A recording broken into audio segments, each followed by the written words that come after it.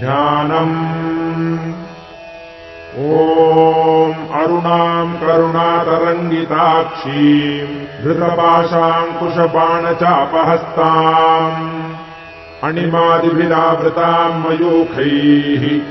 अहमित्येव विभावये भवानीम्। ॐ ऋषिरुवाच चण्डे च निहते दैत्ये मुण्डे च विनिपातिते बहुलेषु च सैन्येषु क्षयितेष्वसुरेश्वरः ततः कोपपराधीनचेताः शुम्भः प्रतापवान्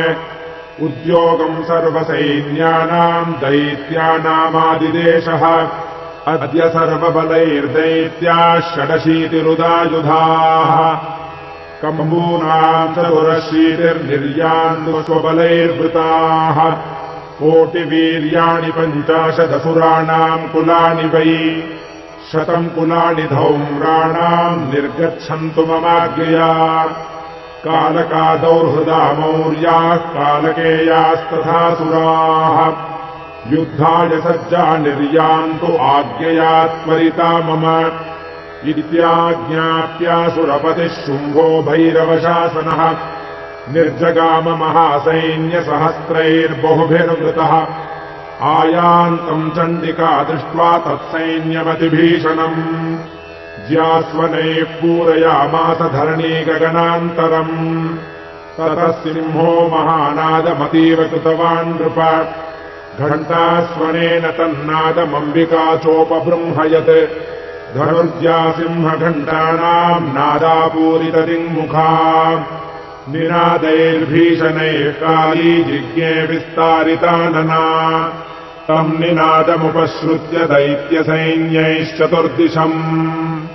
देवी सिंहस्तथा काली सरोषैः परिवारिताः एतस्मिन्नन्तरे भूपविनाशाय सुरद्विषाम् भवायामरसिंहानामतिवीर्यबलान्विताः ब्रह्मेश गुह विष्णूनाम् तथेन्द्रस्य च शक्तयः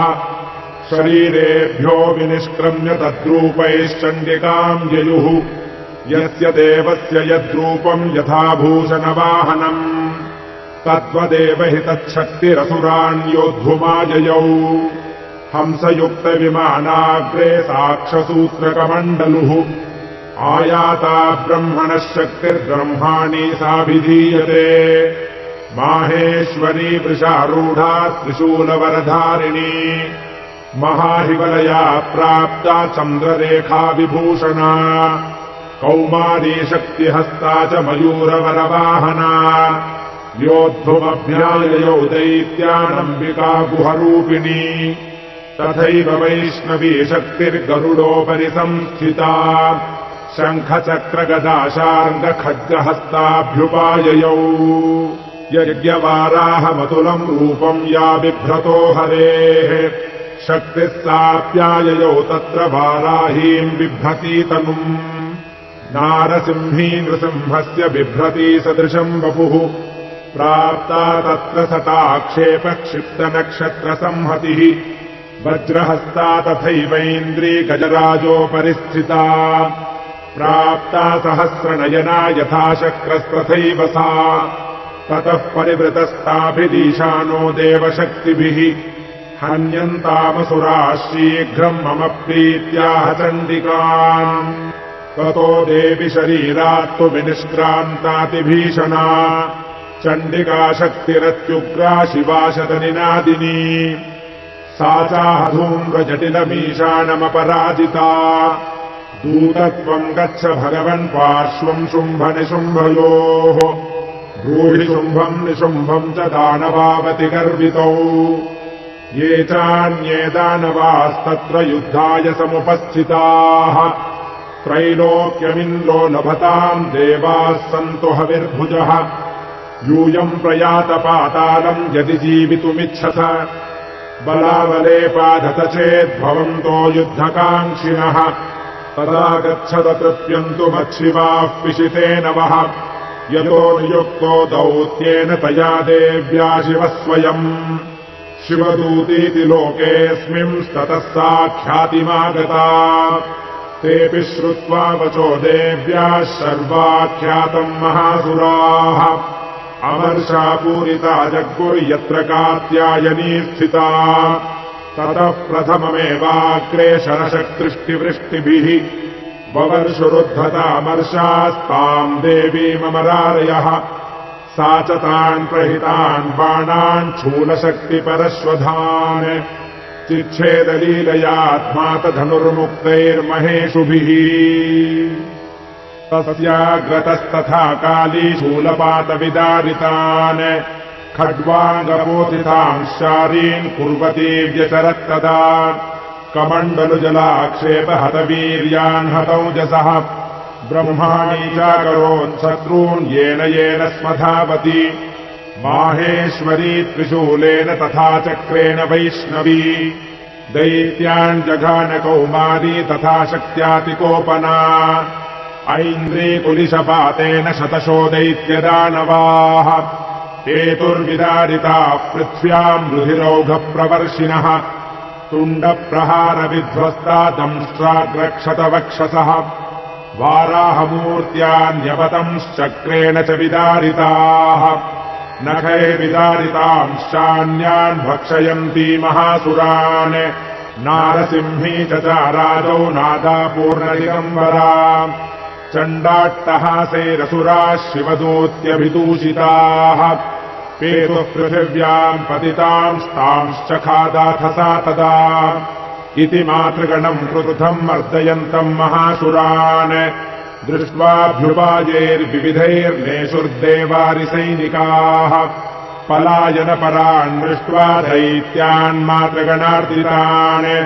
योद्धुमभ्याययौ क्रुद्धो रक्तबीजो महासुरः रक्तबिन्दुर्यदा भूमौ पतत्यस्य शरीरतः समुत्पतति मेदिन्याम् तत्प्रमाणस्तदासुरः युयुधे स गदापाणिरिन्द्रशक्त्या महासुरः ततश्चैन्द्री स्ववज्रेण रक्तबीजमताडयत् कुलिशेनाहतस्याशु बहुसुस्रावशोणितम् समुत्तस्थुस्ततो योधास्तद्रूपास्तत्पराक्रमाः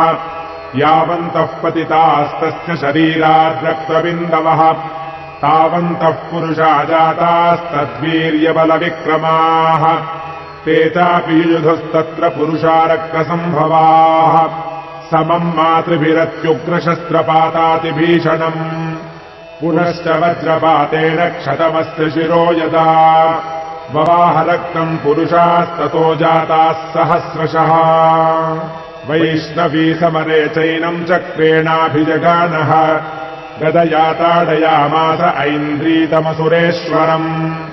वैष्णवी चक्रभिन्नस्य रुधिरस्रावसम्भवैः सहस्रशो जगद्व्याप्तम् तत्प्रमाणैर्महासुरैः शक्त्या जघान कौमारी वाराही च तथासिना माहेश्वरी त्रिशूलेन रक्तबीजम् महासुरम् स चापि गदया दैत्यः सर्वा एवाहनत्पृथक् मातृः कोपसमाविष्टो रक्तबीजो महासुरः तस्याहतस्य बहुधा शक्तिशूलादिभिर्भुवि पपातयो वै रक्तोघस्तेनासञ्छतशोऽसुराः तैश्चासुरासृक्सम्भूतैरसुरैः सकलम् जगत् व्याप्तमासीत्ततो देवा भयमाजग्मुरुत्तमम् तान् विषण्णान् सुरान् दृष्ट्वा चण्डिका प्राह सत्वरा उवाच कालीम् चामुण्डे विस्तीर्णम् वदनम् कुरु मच्छस्त्रपातसम्भूतान् रक्तबिन्दून् महासुरान् रक्तबिन्दोः प्रतीच्छत्वम् वक्त्रेणानेन वेगिना भक्षयन्ती चररणे तदुत्पन्नान् महासुरान् एवमेष क्षयम् दैत्यः क्षीणरक्तो गमिष्यति भक्ष्यमाणास्त्वया चोक्रा न चोत्पत्स्यन्ति चापरे इत्युक्त्वा ताम् ततो देवी शूलेनाभिजघानतम् मुखेन काली जगृहे रक्तबीजस्य शोणितम् ततो सा वा जघानाथ गदया तत्र चण्डिकाम् न चास्या वेदनाम् चक्रे गदापातोऽल्पिकामपि तस्याहतस्य देहात्तु बहुसुस्रावशोणितम् यतस्ततस्तद्वक्त्रेण चामुण्डा सम्प्रतीक्षति मुखे समुद्गता येऽस्या रक्तपातान्महासुराः तांश्चखादाथ चामुण्डा पपौ तस्य च शोणितम् देवी शूलेन वज्रेण बाणैरसिभिरिष्टिभिः जघानरक्तबीजम् तम् चामुण्डापीतशोणितम् सपपातमहीपृष्ठे शस्त्रसङ्घसमाहतः नीरक्तश्च महीपादरक्तबीजो महासुरः ततस्ते हर्षमतुलमवापुस्त्रिदशा नृप तेषाम् मातृगणो जातो ननर्ता शृङ्मदोद्धतः ॐ इति श्रीमार्कण्डेयपुराणे